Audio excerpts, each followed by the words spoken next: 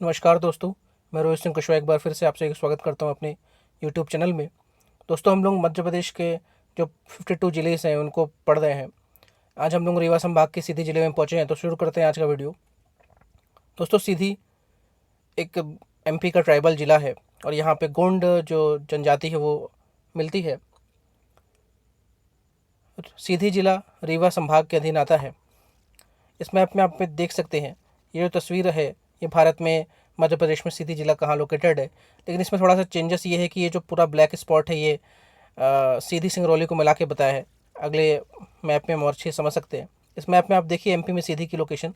तो सीधी जो जिला है वो उत्तर प्रदेश से किसी भी तरह की बॉर्डर नहीं लगा रहा, वो सिर्फ एक छत्तीसगढ़ से बॉर्डर लगा रहा है। सीधी जिले की जो टोटल एरिया है वो 10,536 स्क्वायर किलोमीटर है और 2011 का जो सेंसस था हुआ था उसमें यहाँ की जो पॉपुलेशन थी वो 11 लाख थी। यहाँ पे 232 लोग प्रति वर्ग किलोमीटर में रहते हैं और यहाँ की जो पॉपुलेशन ग्रोथ थी 2001 से 2011 के बीच में वो 23.66% थी, जो कि राष्ट्रीय औसत 17.70% से काफ़ी ज़्यादा है।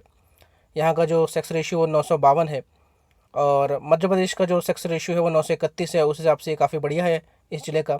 और लिटरेसी रेट भी इनकी शानदार 66%। यहाँ पे सेंसस 2011 के सेंसस में मालूम चला कि यहाँ पे लगभग 99% जो जनसंख्या है वो हिंदी बोलती है। कुछ लोकल लैंग्वेज बघेली बात करते हैं और कुछ गोंडी बोलते हैं। यहाँ पे कुछ लोग सिंधी भी बात करते हैं। अब बात करते हैं सीधी के तहसीलों के मैप में। इस मैप में आप देख सकते हैं कि जो सीधी जिला है ये रीवा, सतना, शहडोल और सिंगरौली से अपनी सीमा साझा कर रहा है। उत्तर प्रदेश से दूर से देखने में तो लगता है कि हाँ सीधी की बॉर्डर है, लेकिन वो जो बॉर्डर है वो सिंगरौली की है और ये छत्तीसगढ़ से अपनी बॉर्डर लगाता है। छत्तीसगढ़ से जो उनका कोरिया जिला है वो इसकी बॉर्डर लगाता है। तो सीधी में 7 तहसीलें हैं: बहारी, चुरहट, गोपड़, बनास, रामपुर, नाइकिन, मझौली, कुसमी और सिहावल। और यहाँ पे 4 विधानसभा सीट हैं: चुरहट, सीधी, सिहावल और धंधौनी। और यहाँ पे 1 लोकसभा सीट है। अब इस सीधी जिले के इतिहास के बारे में बात कर ले तो ऐसा कहा जाता है कि जो अकबर के नौरत में एक थे बीरबल साहब, उनका जन्म यहाँ सीधी में हुआ था। और हर्षवर्धन जो राजा हुए हैं गुप्त डायनेस्टी के बाद, वर्धन वंश के एक महान प्रतापी राजा हर्षवर्धन, उनके जो दरबार में कवि थे बाण भट्ट, उन्होंने यहाँ पे एक जगह है भंवर सिंह, वहाँ पे उन्होंने कादम्बरी की रचना की थी। लेकिन कादम्बरी को पूर्ण उनके बेटे भूषण भट्ट ने किया और कादम्बरी को हमारे देश के सबसे पहले प्राचीन ग्रंथों में से एक माना जाता है। यहाँ पे लगभग 18वीं सदी की शुरुआत में 3 अलग अलग रियासतें राज कर रही थी। एक रियासत चंदेल राजाओं की जो वंशावली है वो चली आ रही थी, एक जो सिंगरौली के राजा साहब थे उनका राज था यहाँ पे, और एक जो रीवा राज्य का इलाका था वो लगता था। अभी हम बात करें तो जो हमारे मध्य प्रदेश के 5वें मुख्यमंत्री रहे हैं अर्जुन सिंह, उनके जो बड़े भाई थे वो, उनका नाम था राव रण बहादुर सिंह। ये जो सिंगरौली के आखिरी राजा थे वो। और राजा कानदेव सिंह जो कि बर्दी खटाई से के बिलोंग करते थे, वो आज भारतीय जनता पार्टी के मेंबर है। और बर्दी खटाई वाला जो क्लान चला आ रहा है वो चंदेलो वंश का है। तो यहाँ पे इस छोटे से इलाके में 3 डायनेस्टी का क्षेत्र था एक तरह से। और अब फिलहाल ये जो है ये सीधी जिला में मोटे तौर पे कहते तो रीवा रीवा राजा था उसका ही थोड़ा दबदबा था। अब यहाँ के एडमिनिस्ट्रेशन की बात कर ले तो यहाँ के जो वर्तमान कलेक्टर है वो है रविंद्र कुमार चौधरी साहब और एसपी हैं पंकज कुमावत।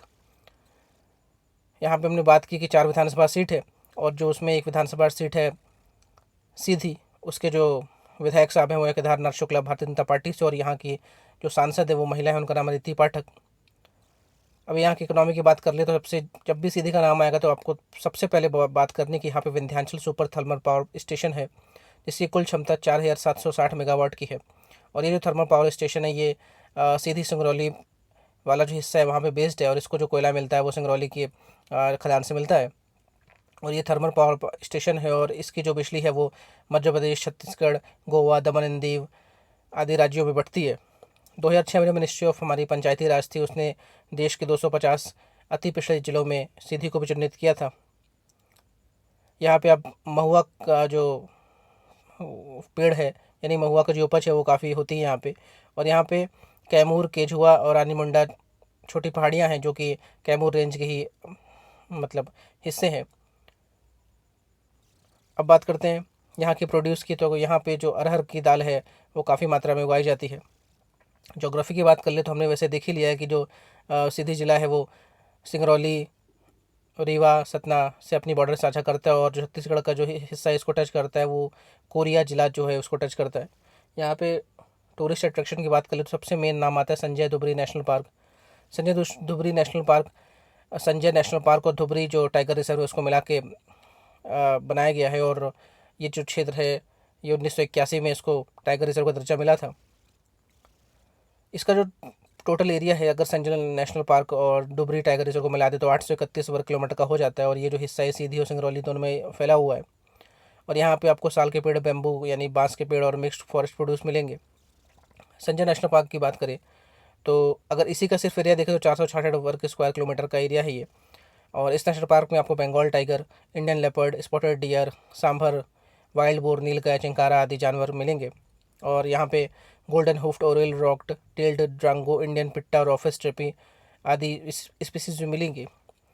इसी का जो हिस्सा है ये नेशनल पार्क जो है इसका कुछ हिस्सा छत्तीसगढ़ में भी आता है। और वहाँ पे इस हिस्से को वहाँ पे जो नेशनल पार्क है तो वो संजय गांधी नेशनल पार्क है, लेकिन उसका जो हिस्सा अब छत्तीसगढ़ के पास चला गया है। 2000 में हम एमपी से छत्तीसगढ़ जब अलग हुआ था तो छत्तीसगढ़ में जो हिस्सा है नेशनल पार्क का उसका नाम है गुरु घासीदास नेशनल पार्क। ध्यान रखिएगा एक ही नेशनल पार्क के दो नाम है, सीधी सिंगरौली में से कहते हैं संजय नेशनल पार्क और छत्तीसगढ़ में इसे कहते हैं गुरु घासीदास नेशनल पार्क। और छत्तीसगढ़ में जो एरिया जिस एरिया में है वो एरिया है कोरिया जिले का। और ऐसा कहा जाता है कि हमारे देश में जो एशियाटिक चीता की आखिरी जो प्रेजेंस थी वो यहीं पे देखी गई थी। ये आप एक तस्वीर देख सकते हैं मॉनिटर लिजार्ड की, ये आपको जो संजय नेशनल पार्क है वहाँ मिलता है। और इसी नेशनल पार्क के अधीन एक अभ्यारण्य उसका नाम है बगदरा अभ्यारण्य। वहाँ पे आपको सोन नदी मिलेगी। और एक यहाँ पे रेस्ट हाउस है, परसली रेस्ट हाउस। परसली नाम का एक अच्छा इलाका है, ऊंचाई में जगह है ये, और बहुत अच्छा व्यू दिखता है यहाँ से। एक यहाँ पे आश्रम है उसका नाम है बर्चर आश्रम, ये रामपुर विलेज में है। और ये काफ़ी इसकी मान्यता है, धार्मिक मान्यता है यहाँ इसकी। घोघरा देवी मंदिर है और ऐसा माना जाता है कि इसी मंदिर में के पास वाले इलाके में जो बीरबल है उनका जन्म हुआ था।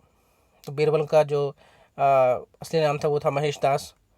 और बीरबल जो थे वो रीवा राज्य के जो राजा थे राजा रामचंद्र उनके दरबार में थे। और राजा रामचंद्र और अकबर जो हैं वो एक घनिष्ठ मित्र थे। मैंने आपको पिछले वीडियो में बताया था रीवा वाले में कि जो अकबर थे जब उनके पिताजी निर्वासित जीवन जी रहे थे तो अकबर का जो ने काफ़ी समय रीवा में बिताया था।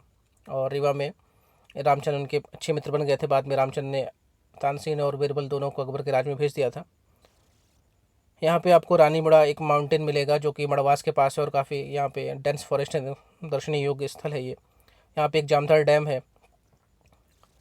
अब बात कर लेते हैं, यहाँ पे एक जगह है उसका नाम है भंवर सेन संगम। यहाँ पे दो नदियों का संगम है, सोन और बनास नदी का। बनास जो है ट्रिब्यूटरी है सोन नदी की। और भंवर सेन संगम के जो घाट है उसमें माना जाता है कि जो बाणभट्ट साहब थे उन्होंने कादम्बरी की रचना यहाँ पे शुरू की थी। कादम्बरी को जो पूरा किया है वो उनके बेटे थे बाणभट्ट के, भूषण भट्ट, उन्होंने पूरा किया है। तो वैसे ये भी एक कथा है कि मतलब माना जाता है कि बाणभट्ट का जन्म यहीं हुआ था। लेकिन अगर आप वैसे देखें तो बाणभट्ट का जो जन्म है वो बिहार के छपरा जिले में माना जाता है। बाणभट्ट कौन थे? हर्षवर्धन के दरबारी कवि थे और इन्होंने दो बड़ी किताब लिखी। एक किताब थी हर्षचरित जिसमें हर्ष के जीवन के बारे में इन्होंने लिखा, और दूसरी थी कादम्बरी। यहाँ पे आपको एक फेमस सब्जी मिलेगी, खाने को फेमस है सीधी की, उसका नाम है रीका माछ सब्जी। अब हमने इतनी सोन नदी की बात कर ली। वैसे सोन नदी का जो उद्गम स्थल है वो तो अनूपपुर ज़िले में है, अमरकंटक में, लेकिन सोन नदी यहाँ से पास होके और फिर यूपी होते हुए, बिहार होते हुए जब वो झारखंड वाला हिस्सा भी टच करती है। तो सोन नदी की बात जो करें तो लगभग 784 किलोमीटर लंबी नदी है और यमुना के बाद गंगा की दूसरी सबसे बड़ी सहायक नदी है। और इसका मिलन गंगा में पटना में होता है। और जो सोन नदी है ये एक तरह से बिहार में जो भोजपुरी बोलने वाले इलाके और मगधी बोलने वाले इलाके उनके बीच में बड़ा काम करती है। और जो सोन नदी है इसकी कई सारी सहायक नदी जैसे रिहंड हो गई, बनास हो गई, कान्हर हो गई, नॉर्थ कोयल हो गई, सारी इसकी सहायक नदियाँ हैं। तो सोन नदी से जो लाभान्वित राज्य हैं वो है छत्तीसगढ़, मध्य प्रदेश, उत्तर प्रदेश, झारखंड और बिहार। और ये बघेलखंड का रीजन जो कि सीधी बघेलखंड के रीजन में आता है, पलामू झारखंड वाला रीजन और मगध वाला जो बिहार वाला रीजन है वहाँ पे होके बहती है। और पटना के पास इसका मिलन होता है गंगा से। और सीधी देहरिया, पटना, दौद नगर और चौपन आदि जो बड़े शहर हैं वहाँ से गुजरती है सोन नदी। और इसका जो उद्गम स्थल है वो अमरकंटक में है, मध्य प्रदेश में। अमरकंटक में असल में 3 नदियों का उद्गम स्थल है, नर्मदा का, सोन का और जोहिला का। जोहिला बाद में सोन में ही मिल जाती है। अब बात करते हैं यहाँ पहुँचने के क्या साधन है। तो यहाँ पे पहली बात तो स्टेशन है नहीं सीधी में, रोड से कनेक्टिविटी ठीक ठाक है, आप रीवा होते हुए सीधी पहुँच सकते हैं। और अगर एयरपोर्ट की बात करें तो सबसे पास जो एयरपोर्ट है वो प्रयागराज का एयरपोर्ट है, इलाहाबाद का। कुछ फेमस लोगों की बात कर लें यहाँ पे तो अजय प्रताप सिंह जो हैं वो भी मेंबर ऑफ पार्लियामेंट है राज्यसभा के। और बीरबल, जैसे मैंने बताया इनका नाम महेश था और बीरबल, अकबर बीरबल किस्से तो आपने सुने ही होंगे। अकबर के नवरत्न में एक थे और काफ़ी तीक्ष्ण यानी अच्छी और बुद्धि के मालिक थे ये। तो ऐसा माना जाता है कि इनका जन्म घोघरा गांव में हुआ था, जो कि सीधी की सिहावल तहसील में आता है। अर्जुन सिंह, जैसे मैंने बताया कि ये मध्य प्रदेश के 5वें मुख्यमंत्री थे, ये यहाँ से आते हैं चुरहट से। और रीति पाठक अभी वर्तमान में यहाँ के मेंबर ऑफ पार्लियामेंट है। कुंवर सिंह टेकाम है, ये एमएलए रह चुके हैं यहाँ से।